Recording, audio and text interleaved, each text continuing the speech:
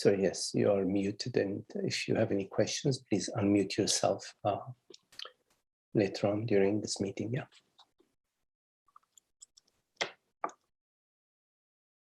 Okay.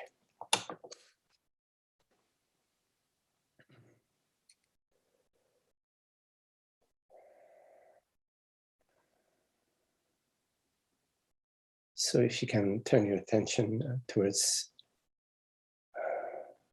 being, the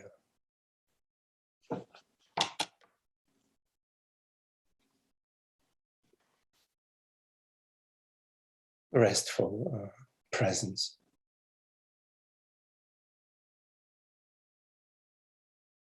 The peace, the inner peace, and the peace of being.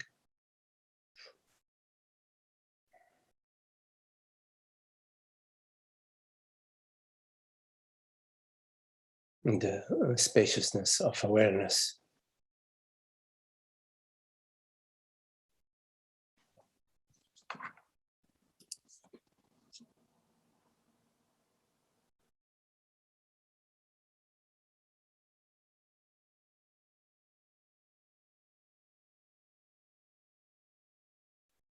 Allow things to be as they are, whichever way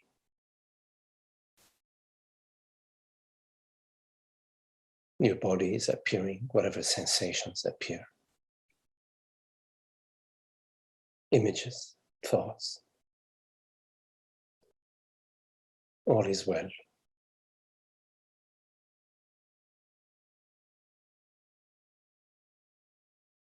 Because as this aware presence, there is nothing that needs protection.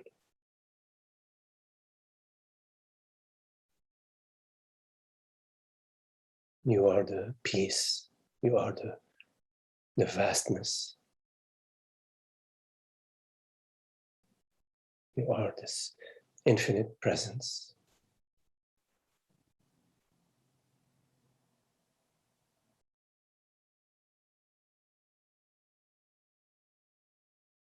In which there is no separation,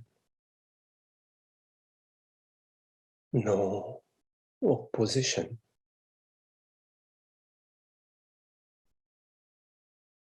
Because you are this yesness, this unconditional yesness, effortlessly.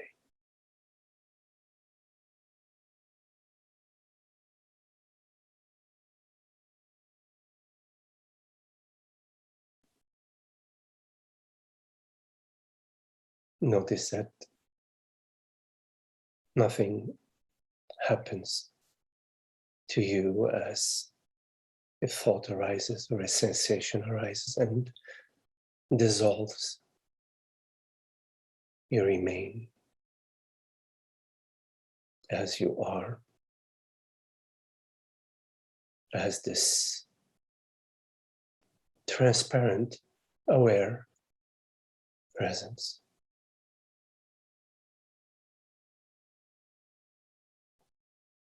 Which is neither male or female,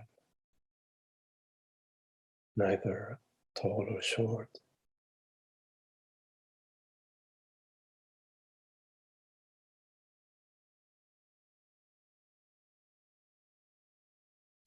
You are not an event in time and space. You are the reality of time and space. You are the reality of the world, the body, the mind. The reality of awareness.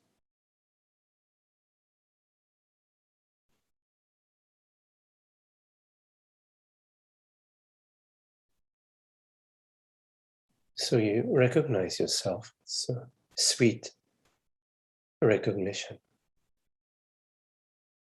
of that which you have always been.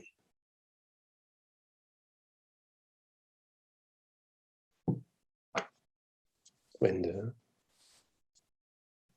body was a 5-year-old body, or a 10-year-old body, or a 30, 40-year-old body. The I, that I am, this moment, this aware presence, is always that same awareness, that same reality.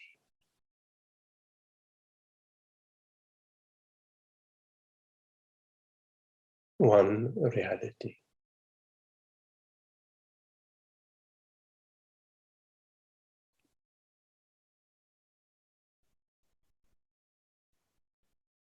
The body, mind has so many characteristics, qualities, which change with time. 10-year-old mind, 20-year-old mind, 30-year-old mind, changes in time. But I, the reality of awareness, is changeless.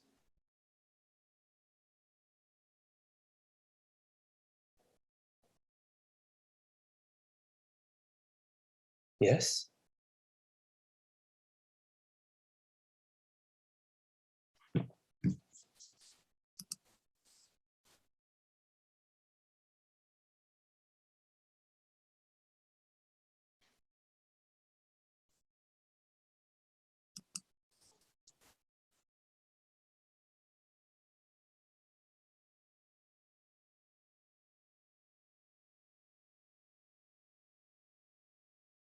You take care of the body.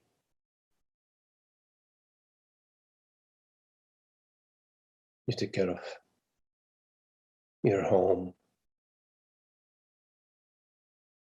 You take care of your garden as best you can. But you are not your body. You are not your garden. You are not your home.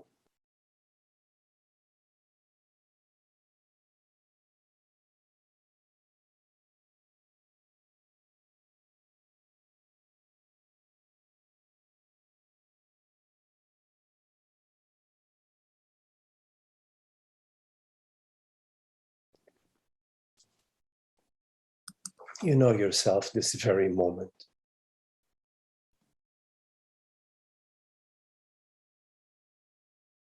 As I awareness.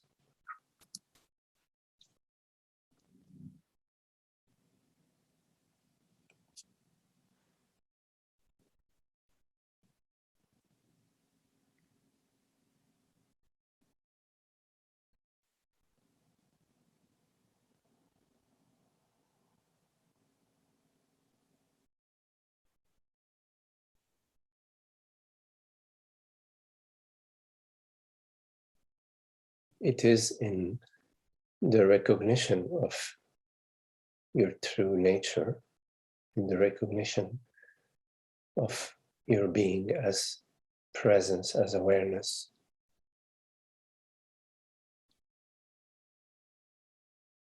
that you find the peace of being.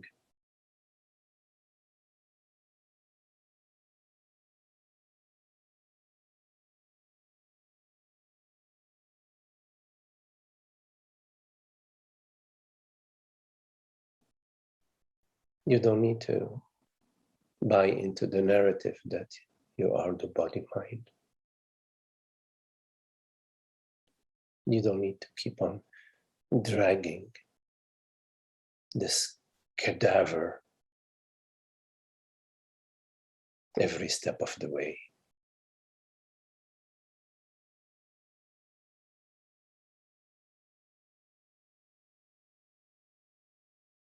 What for? Why burden yourself with a storyline which is stale, stagnant, putrefying story?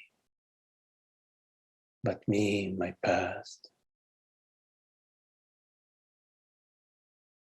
How about the freshness of being this moment and every moment?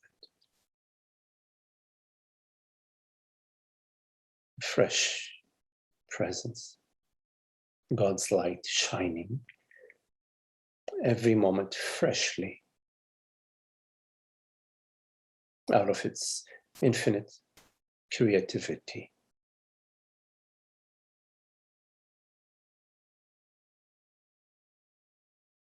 You don't need to make a big deal about feeling like you are somebody. Don't need to make a big deal about the feeling. The bigger a deal you make about the feeling, the bigger the feeling seems to be.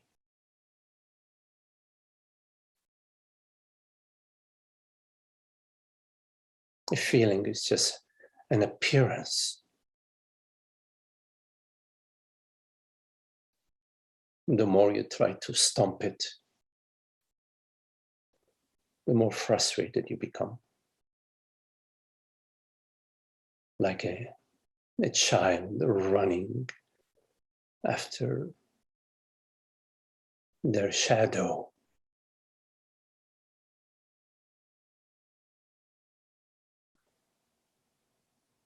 Trying to catch your shadow.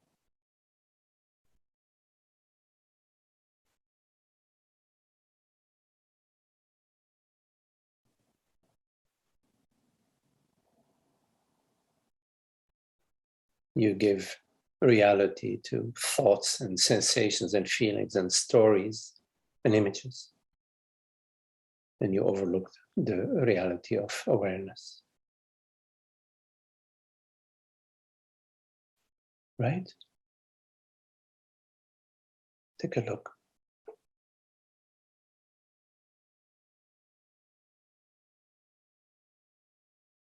Where are you placing your bet? Are you placing your bet on your bank account, on your house, on your money, on your body?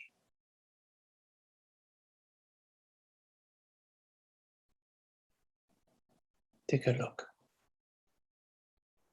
Are you overlooking your reality and buying into catching the shadow?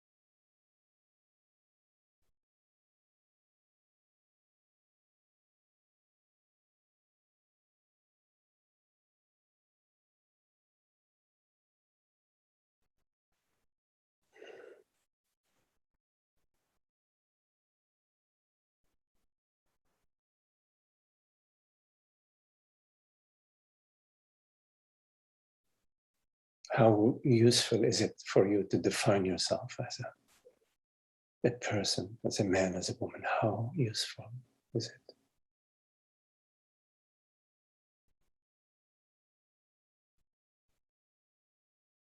How useful is it to harbor images of yourself and images of the other?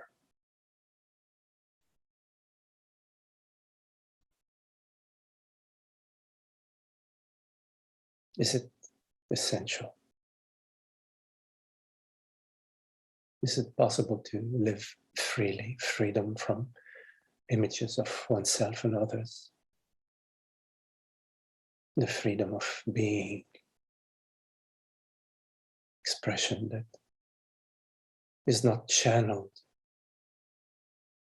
through personal identification.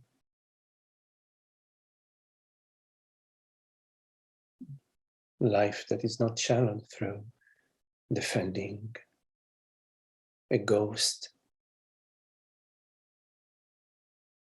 which you project yourself to be.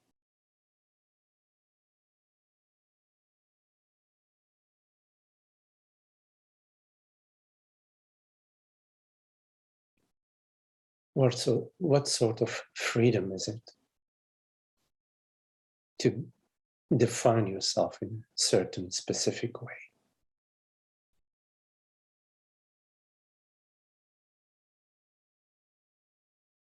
A storyline which you maintain. What for? What for?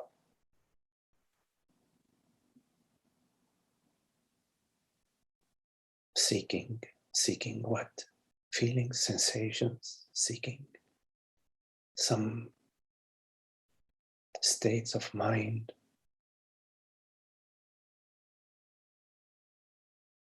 which slip by into the void.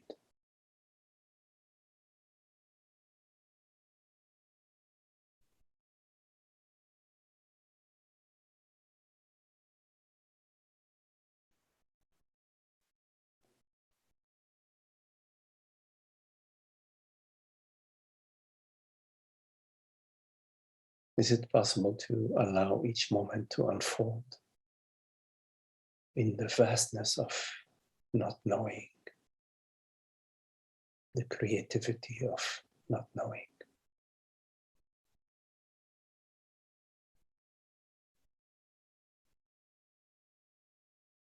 A clean slate.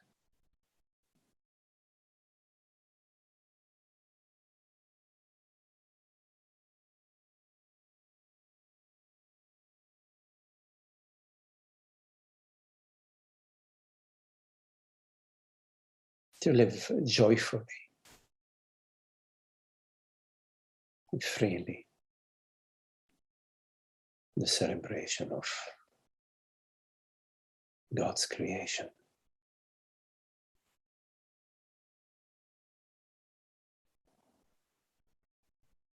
Yes.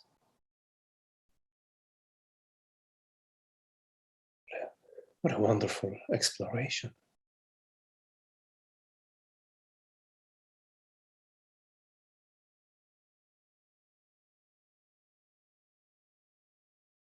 Not defending, not protecting, not living in a crouched position. Yes.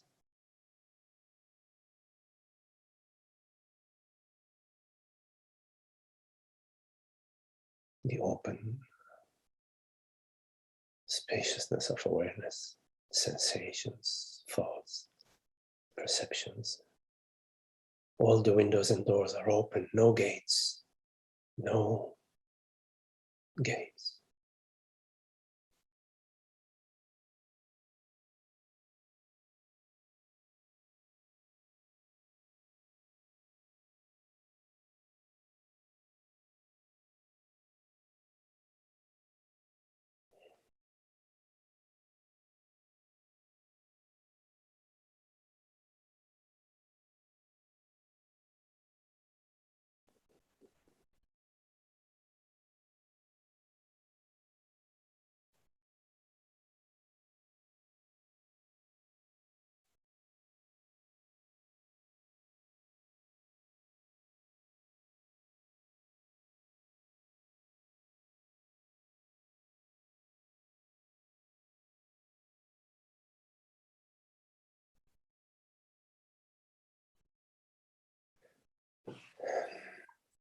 Okay, well, if there are any questions, please make sure to unmute your mic.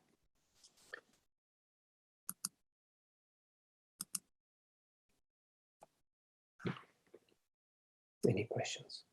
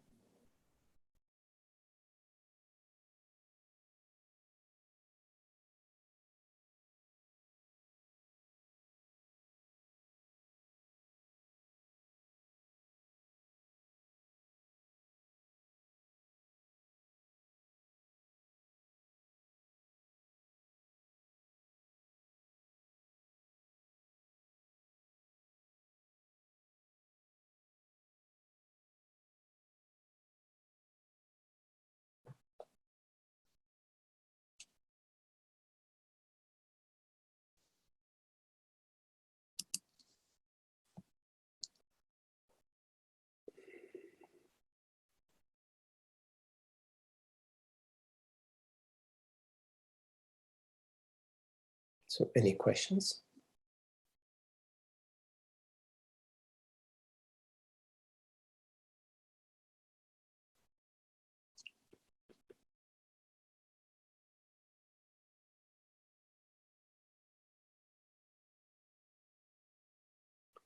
Oh, Nathan, let me see. You need to unmute it. Oh, I think you unmuted yourself now, Nathan, yes? Can you speak? Wait, I can speak. Yes, I hear you. Yes, I hear. Yes, okay. Yes. Yes, Magdi, it's really very touching how you presented this meditation, and it's just speaks directly to my heart and my experience as well. And when I feel this eye, this spaciousness, this presence, it's an amazing sense of openness and freedom. But also there's a sense that there is something. There is also something, but it's not defined or anything. It just, I don't know if this is kind of like a sensation of being, is being this something, or is it just a residue of kind of a bodily sensation or something like this? So I'm not entirely, so there is a coexistence of this open presence, this freedom, and yet there's also something that's there. And it's just kind of something that I was inquiring into. What is this something that's there? It's not identified in words. It's just almost very, very subtle feeling. Mm-hmm. How do I approach this in this openness? Yes. Well, this something is an appearance, something that is perceived. Whatever it is, we can call it something or anything, is an appearance. You are not an appearance. That which perceives an appearance is not an appearance. Is something does not perceive, is something is known. The reality of awareness is the knowingness. That which knows is aware of that which it perceives. The reality of that which is perceived doesn't belong to the something that is perceived, doesn't belong to it. It belongs to awareness. So if it is in time and space, if it has a dimension, meaning it is recognized via the mind, meaning if it's recognized objectively, even if it's not clear, that is it a sensation, is it a thought, is it a feeling, is it a mind state, is it consciousness, is it as long as it is perceived, it is an object, a form. So one could say it's an old habit, an old arising of projecting something into the spaciousness of awareness.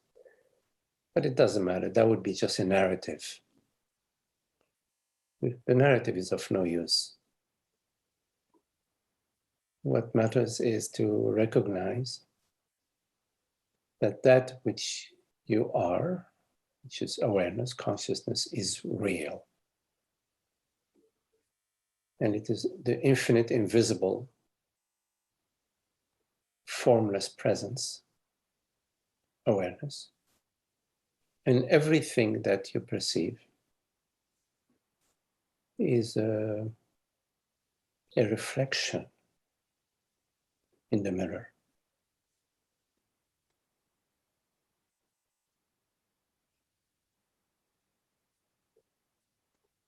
So that sense of something, sometimes we have an insight into our reality as consciousness, as universal consciousness, but it may not have completely eradicated the me feeling or the sense of me.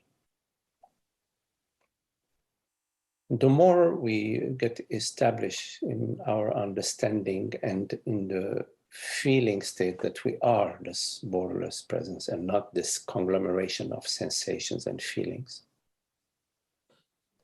the less this sense of me, which is sort of latent in the background, the less it becomes, the less life it has, the less oxygen it has. The sense of self, sense of me, of separate self, thrives in the darkness. It loves to live in the attic or in the basement, in the cellar. It does not tolerate the light of understanding.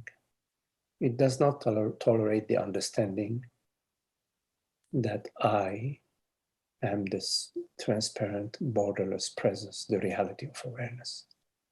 And that this reality is impersonal, is universal. The sense of me does not tolerate this understanding, because this understanding refers directly to the illusion of the sense of separation, the illusion of the sense of me. So therefore, the more you are interested in the reality of awareness, and the more you are interested in establishing yourself in that reality, the less the likelihood would be for that sense of something sort of still lurking in the background.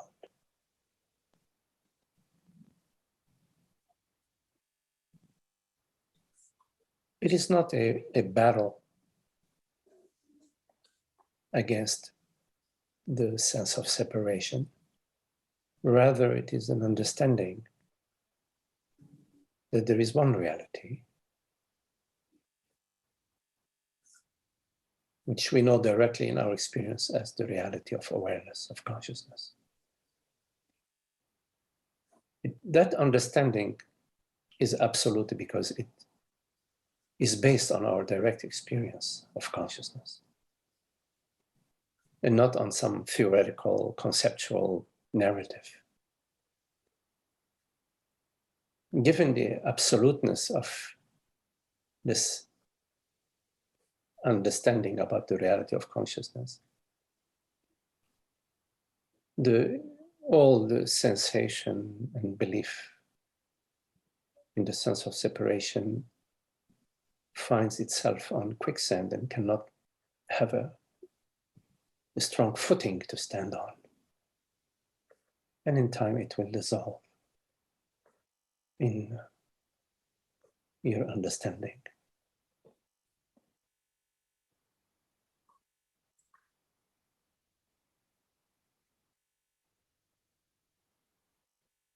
I recall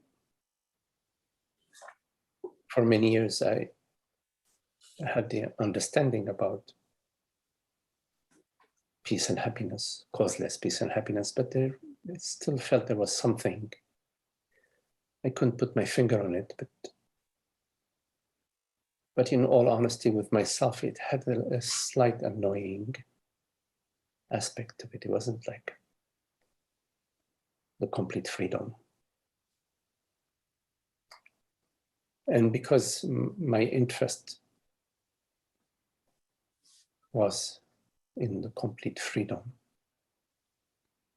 I did not settle with the understanding that I had at the time, I remained alert and investigative, and I remained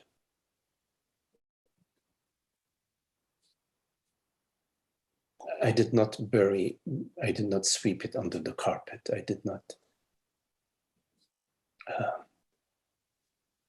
bypass it. And in time, the understanding, which is directly connected to your love for truth and your love for honesty and sincerity. In time, that overcomes everything.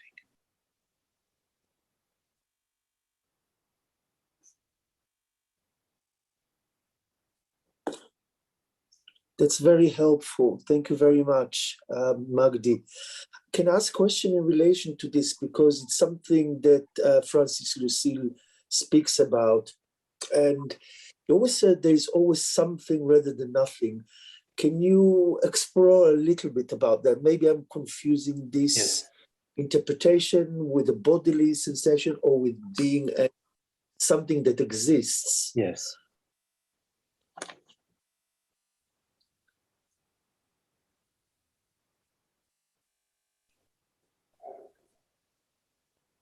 So there is experience, whichever way you define it, doesn't matter. You can define it as a dream, you can define it as a hallucinogenic experience, you can define it as some sort of hypnotic state. There is experience.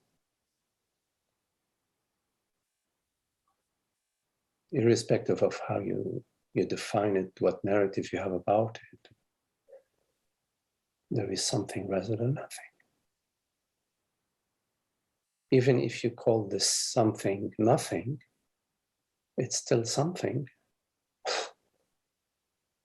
Because even to say it's nothing, that means something. So from the experiential, our direct experiencing, which is not a conceptual narrative, although we could make all sorts of conceptual narratives about all sorts of things, including our experience. But from our direct experience, beyond any narratives, there is something, there is an experience. Now,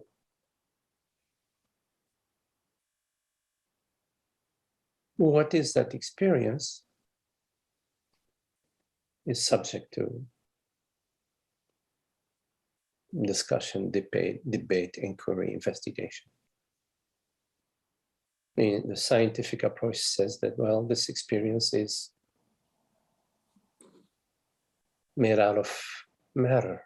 There's an objective world. There is an objective body, and there are objective molecules, atoms, and there are objects. That's one model, and based on that model, there are all sorts of experimentations that's been underway to demonstrate that, yes, that's what this something is. This something is material. What Francis often reminds us is that he likes to refer to the something rather than nothing, something as there is a reality. Reality. Now, although the content of our experience may be completely hallucinogenic or dreamlike, still there is a reality. There is something rather than nothing. And that's what he refers to as reality. And if you call this reality by any name you want to call it, it doesn't really matter much. As long as we are clear that we are talking about reality and about one reality. It's key to understand that we're talking about one reality. There isn't such a thing as two realities.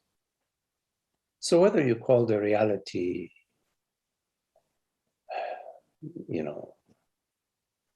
nothingness or Atman or the void or consciousness or God or Allah, it really does not matter. It's a semantic issue. Above all, what matters is not just the understanding that there is something rather than nothing and that there is one reality, but for you to somehow align your thinking, your perceiving, and your living, and your feeling, and your perceiving alongside that understanding that there is one reality. And as you investigate this one reality, you will come to the understanding that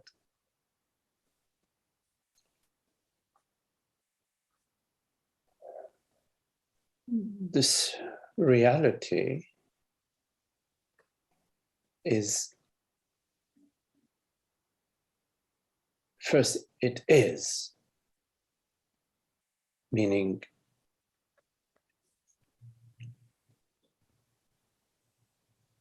you can refer to it as presence.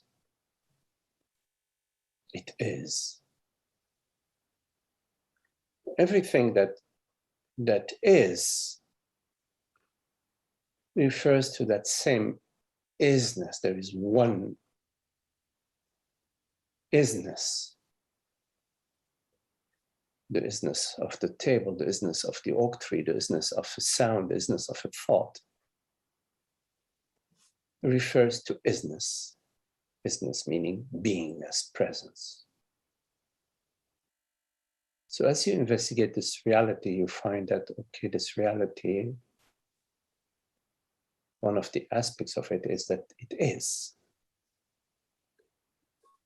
Not that it is this or that, no, just simply that it is. Because it cannot not be. Because if it is not, then what are we talking about? So the isness of reality is absolute. It is not debatable. It's not in the conceptual realm of there is and there isn't. It is purely isness across the board. The other quality of this reality, which goes hand in hand with isness, it knows it is. Because for it to be, it has to know that it is, otherwise it won't even be. How could it be without knowing that it is? How could this reality say, I am, without knowing that it is? So the knowingness, which is sometimes referred to as awareness, and isness, which is beingness. So awareness and being are two aspects, but they're really one. They're like H2O, hydrogen and oxygen. They form this molecule of water. Beingness and awareness are aspects of this one reality. So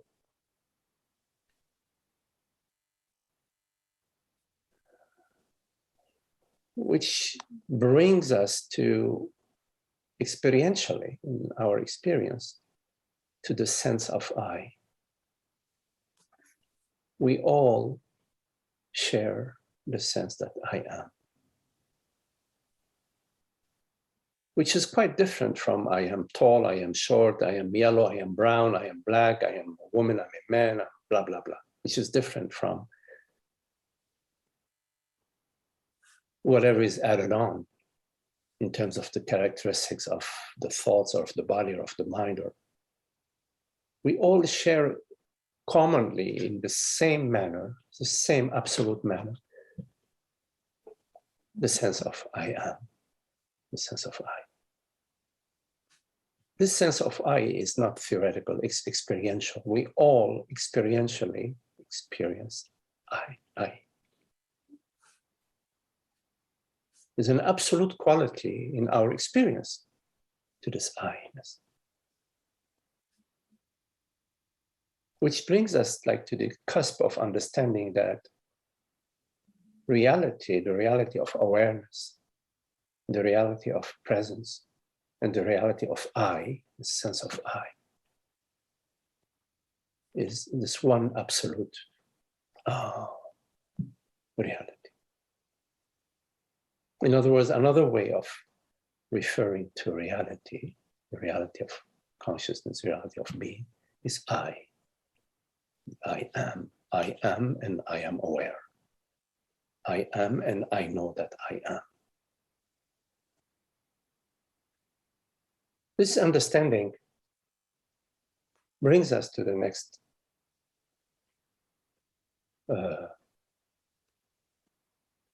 unfolding of the belief that this I, this sense of I, this awareness, this consciousness, this reality is personal.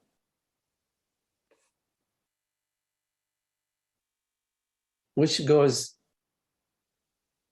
face to face in contradiction with one reality. Because if it is personal, meaning if it depends or if it's connected to a particular body-mind,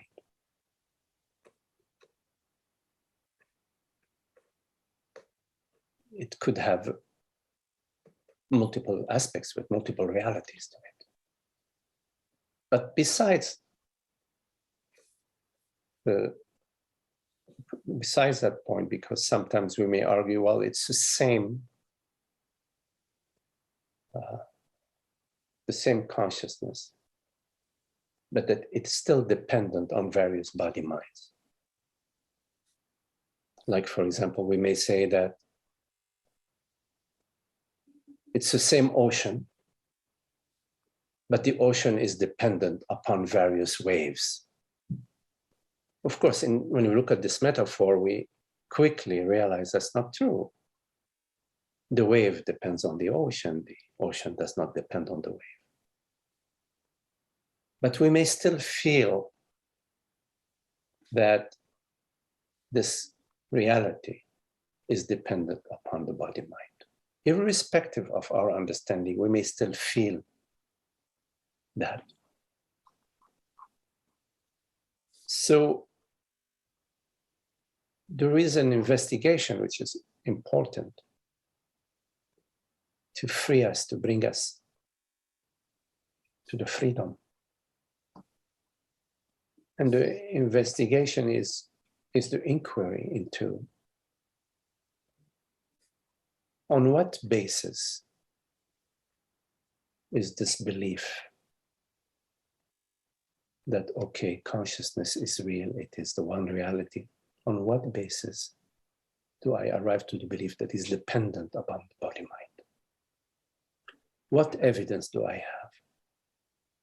So there is an investigation into the evidence that we have that sustains this belief that consciousness is dependent on the body-mind.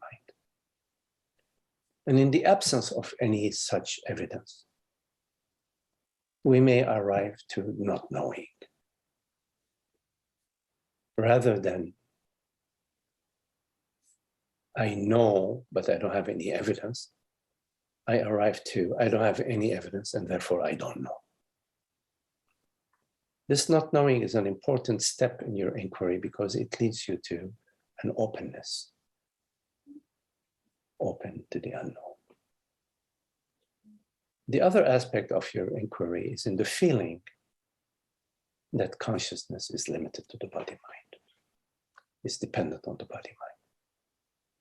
So there is an investigation at the feeling level, which is slightly different from the investigation at the conceptual level, at the belief level. which in time will free you from being a subject to such feelings.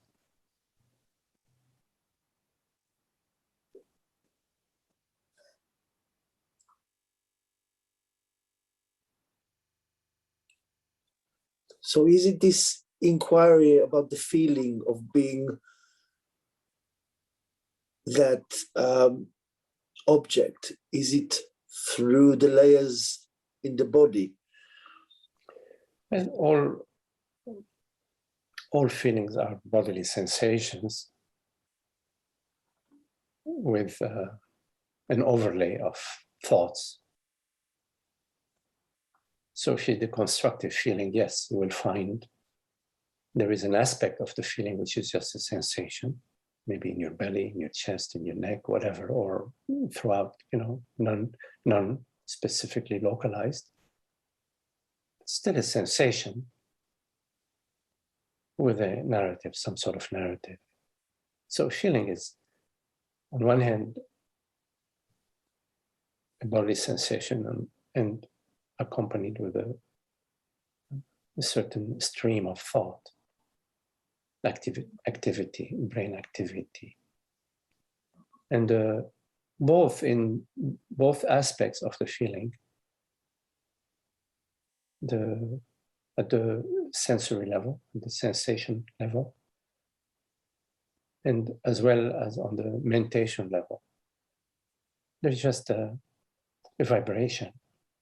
It's just a neutral, one could say, internal weather, a neutral internal weather, or images on the screen.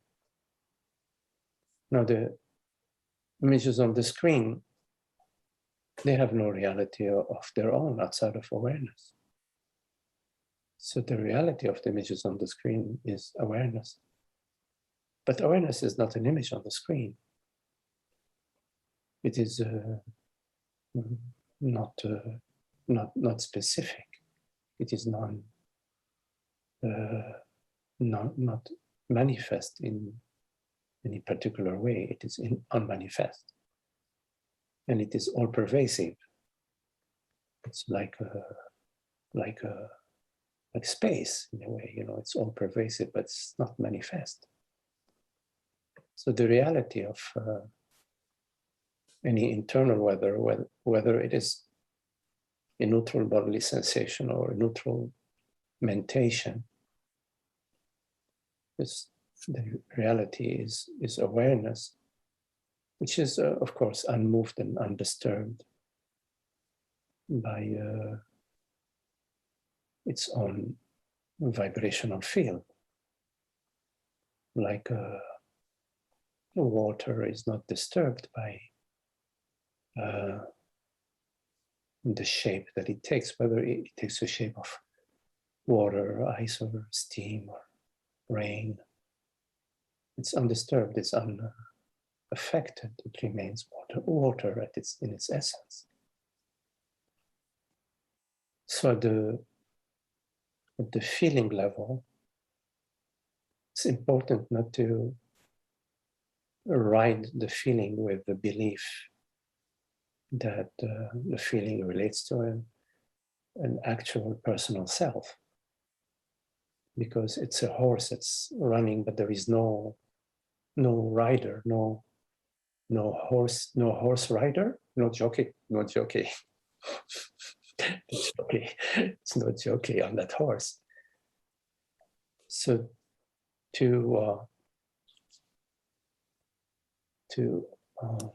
let's see. Well, Holger, if you just keep an eye on if you don't mind,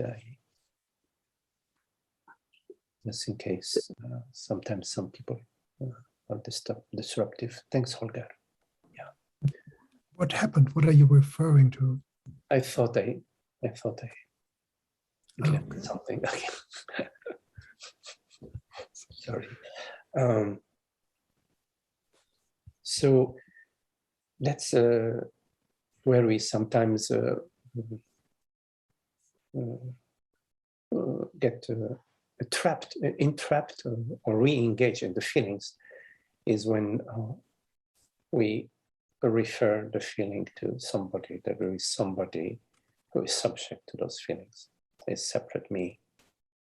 But there is no reality to separate self. The only reality, which is experiential, is consciousness, awareness.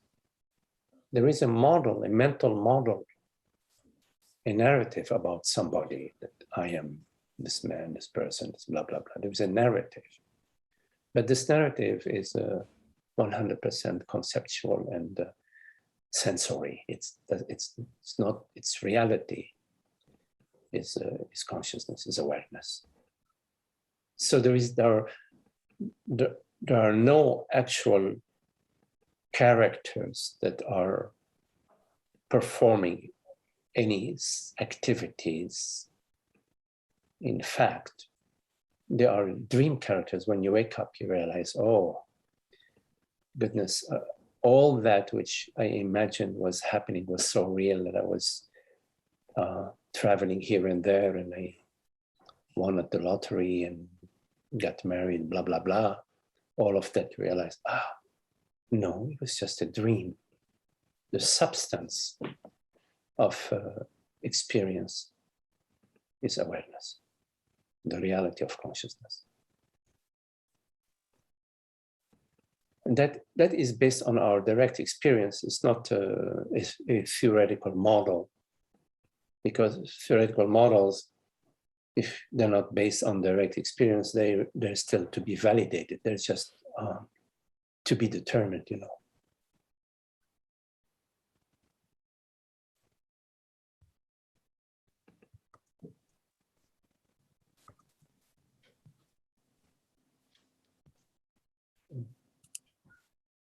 Yes, Nathan, okay.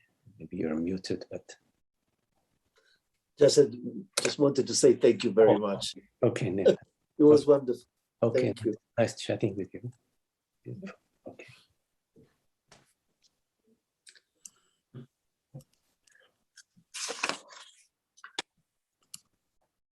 Any questions?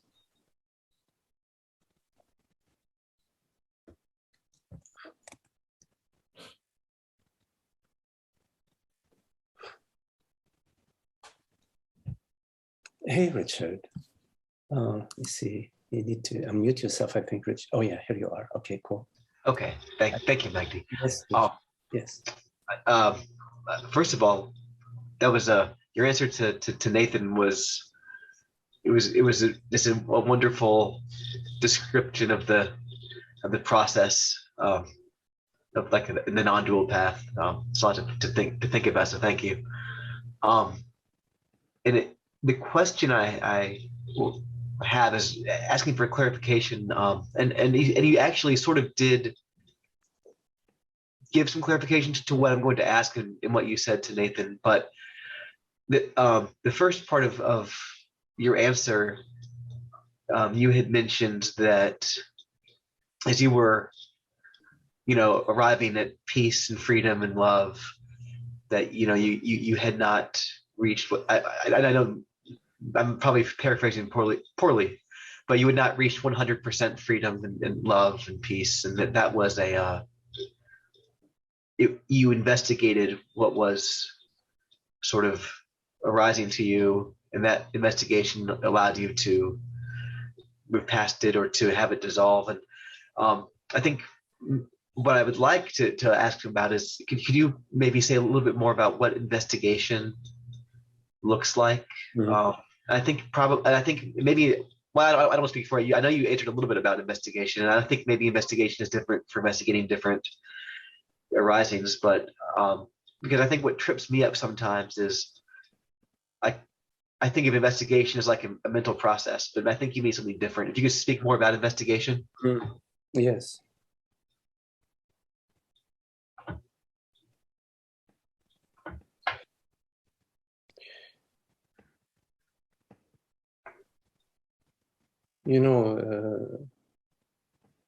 When there's those travelers were going out west to the western coast before they discovered the west coast in California. I forgot the name of those travelers. They were like I think there were two folks, but there was a group of people that were traveling across for the first time from the East Coast to the West Coast. Oh, yes. Thank you, Richard. Yes, Lewis and Clark. Thank you. So they somehow had an inkling about the destination. I don't know how, but they knew that where they wanted to end up. But they didn't know too well the way. So they were traveling across valley, and then they will arrive to a chain of mountains, which is the way. Do we go up alongside the mountains? Do we go this way, or do we go down alongside the mountains this way? For how far is it going to be? Is it going to be 4 days, 5 days a week, this way or that way? They didn't know. But what was inside of them is that they wanted to know. They wanted to find a way. So they did all sorts of things. They experimented. They said, well, let's try to go up through this pass. And maybe they went up, and after a while, they went back down and tried another way. Along the way, they met people who were living there. They asked them, oh, they didn't speak the language. They had to learn some sign language or find a way to communicate, to understand. Maybe they made some drawings on paper or whatever to try to communicate what they wanted. They asked questions. They got some answers, and some of the answers were wrong because the people who gave them the answer didn't understand the question because they weren't speaking the same language. Maybe they thought they wanted to go where the buffalo are, so they gave them a direction to go where the buffalo is. But they were not interested in the buffaloes. They wanted to get to the West Coast. So there was a whole process,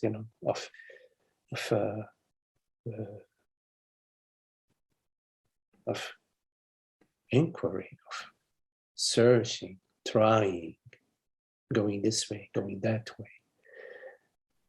Sometimes they were maybe going up to a certain pass and they were exhausted. They were at the edge of giving up, and they said, no, look, we've got to get on the other side of this pass. I need to take a look from the top of the pass to see. I have a feeling this is the right pass. And so they redoubled their effort, exhausted or not. They just continued until they got to the top of the pass, and they looked, and it was like, oh, maybe they were happy because they saw another pass, or maybe they were bummed because they saw bigger and bigger mountains ahead of them. It was a process, a process that had all sorts of feelings in it, of happiness and of despair, of wanting to give up. But definitely their love for the destination, their mission, whatever it was surmounted their all sorts of efforts. Now, in a way, our love for truth is like, in a way, similar to Lewis and Clark, their love for accomplishing their mission. And in my case, what was the canary in the mine was happiness. In other words, whenever unhappiness arose, it was the canary. He was suffocating, needing some oxygen. And for some reason, I could not. Of course, I experienced a lot of unhappiness, like all of us, but I was not happy with the unhappiness. I couldn't sort of be completely at peace with the unhappiness. And, you know, some unhappiness initially was really big, you know, but in time it became even the smaller things, you know, small things.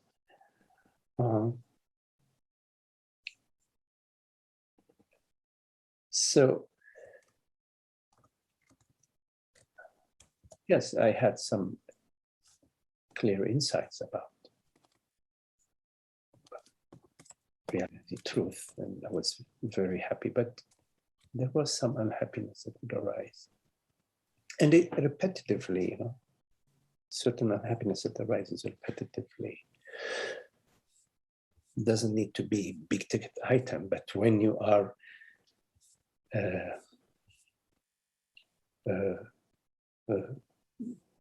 when you've covered 4,000 miles and you still have 300 miles to get to the ocean, you could say it's not a big ticket item, but heck, you're not at the ocean yet. You know, we call it big item, small item, medium item. I want to get to that freaking ocean. You know, So there is one more chain of mountains to cross, and it's on the other side. I'm gonna find a way to cross it. You see,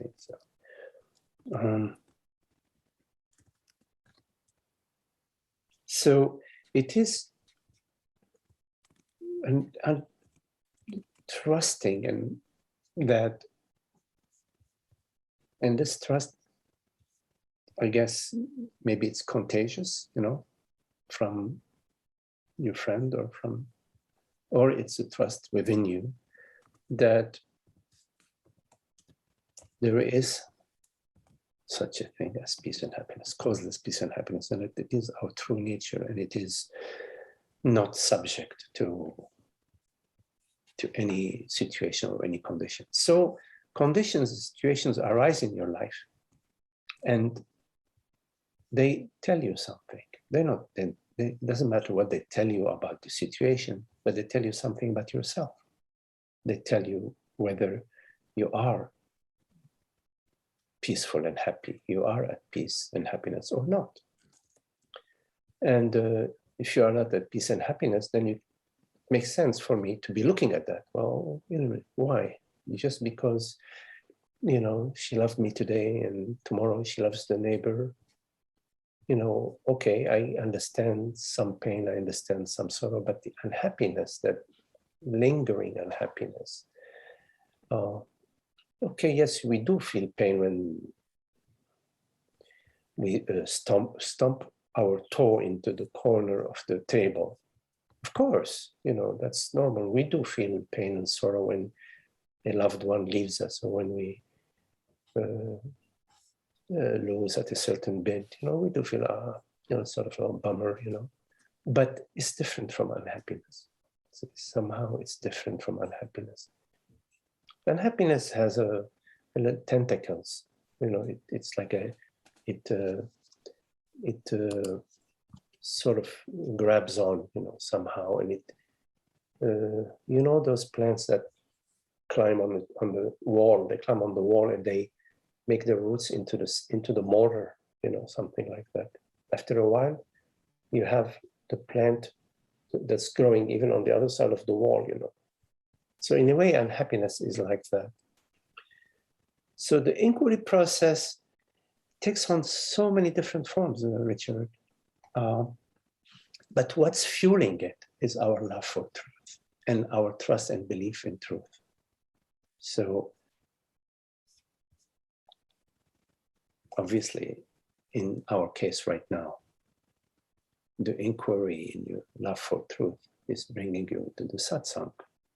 And of course, we also in all sorts of inquiry in your life, you know, all sorts of ways in which you're living your life now, what you're contemplating in your life, how you're exploring to respond to certain situations, your experimentation.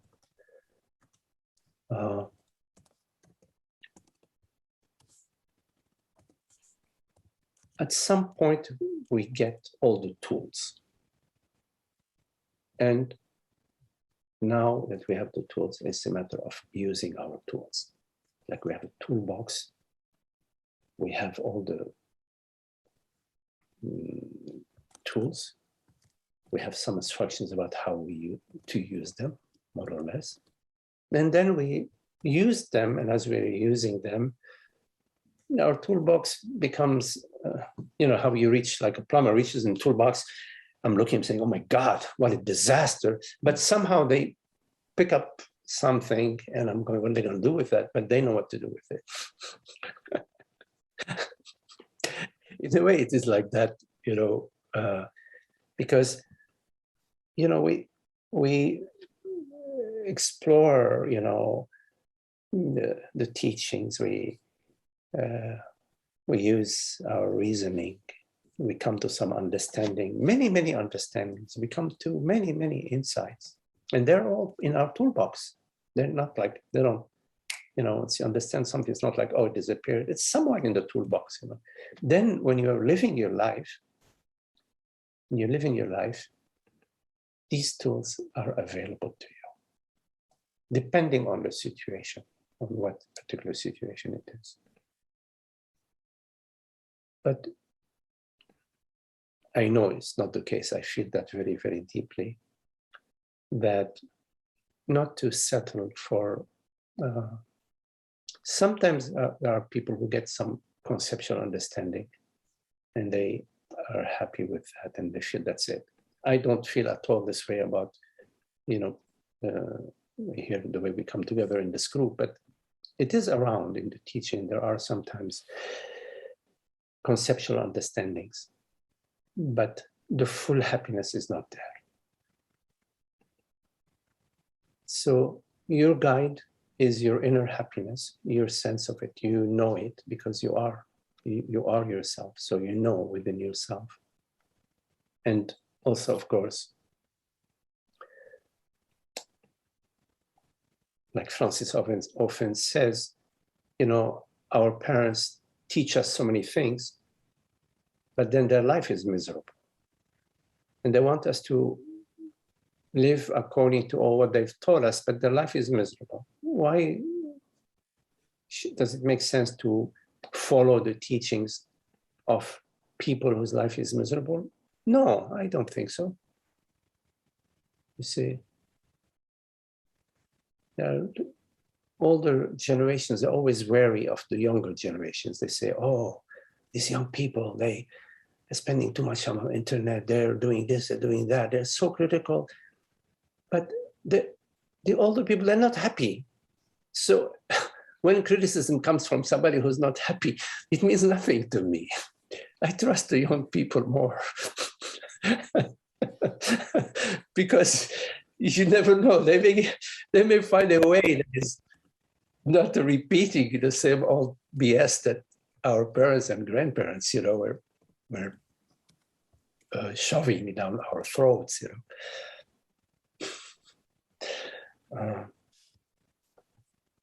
So yeah, in my case, that's what it was. It was just this unhappiness. It was something that was bugging me. And of course, I could not, in all sincerity to myself, although many times I was happy, I could not speak with full honesty with myself. And I know I've deluded myself, no problem, I have.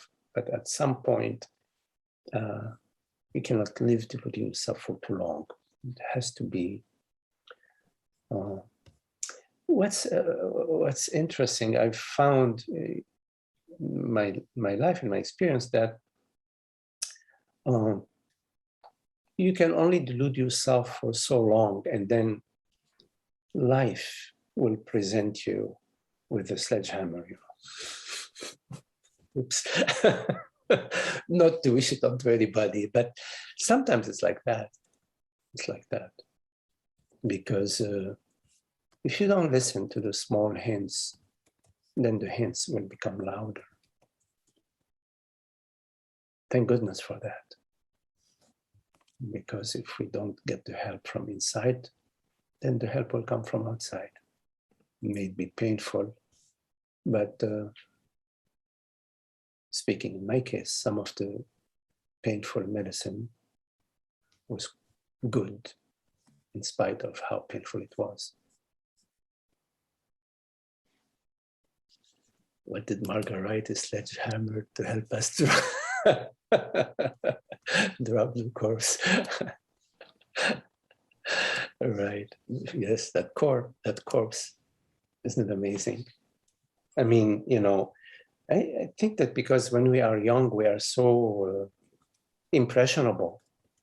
So it's easy for us when we are young to take on the persona that our parents and our society, our teachers want us to be good this, be bad now, we take on this persona.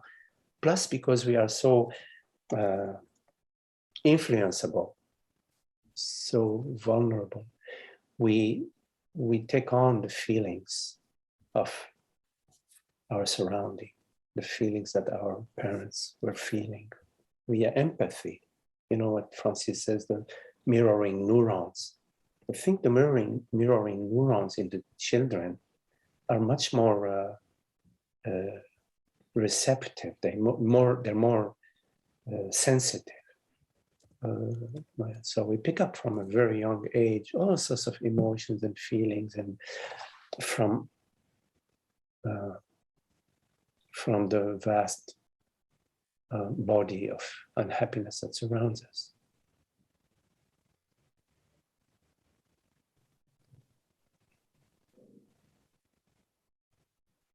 No one is spared, right? Oh, you are muted, Richard.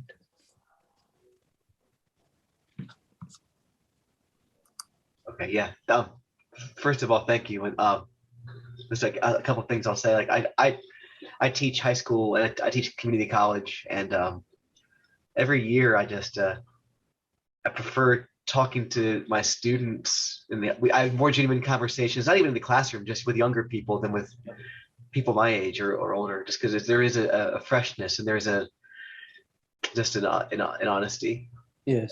And I've really come to distrust people who at some point will say, like, start to disparage the young, because when I hear those phrases, it's hard for me to tune in. So yeah, so thank you. And it was very, this whole set song and your answers today have been very, very helpful. Even just something as simple as that, the tool belt metaphor is very helpful. Thank you very much. Okay, Richard, you're welcome. Yeah. Good luck with teaching. When I was teaching, it was a mixture of fun and creativity and play, and then there was the administration, following the curriculum and move faster. It's like, oh God, after a while I thought, no, I don't think so. But anyways, that was just. I don't think anyone gets into teaching to deal with the paperwork and the administration, probably. So, thank you, Mike. Okay, nice chatting with you. Always. Okay, thanks. So any questions?